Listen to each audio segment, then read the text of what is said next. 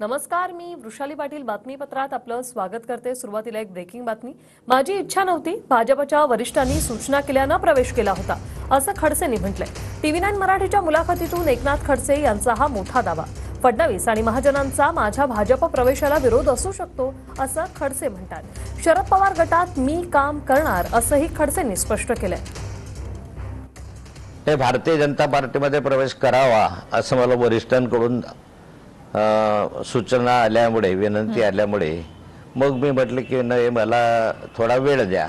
दिल्लीला मी होतो, विनोदजी तावडे, रक्षाताई खडसे, मी असं आम्ही नड्डाजींना भेटल्यानंतर नड्डाजींनी माझ्या गळ्यामध्ये मफलर घालून तुमचा प्रवेश झाला असं मला सांगितलं।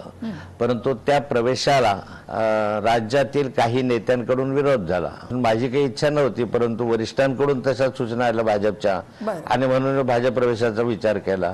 संदर्भामध्ये विरोध होण्याची शक्यता जी आहे ते गिरीश महाजन किंवा देवेंद्र फडणवीस या दोघां नेत्यांकडून होऊ शकते। मी दोघांचंही स्पष्ट असं नाव घेतो यासाठी की कारण की गिरीश महाजनांनी वारंवार याच्यावर प्रत्येक वेळी उत्तर दिलेलं आहे।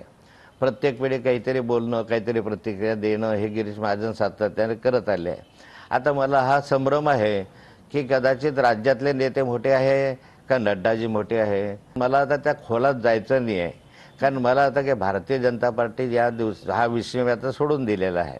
मी राष्ट्रवादीमध्ये आहे, राष्ट्रवादीमध्ये मी काम करणार आहे आणि राष्ट्रवादीचा आमदार म्हणून मी सध्या आहे।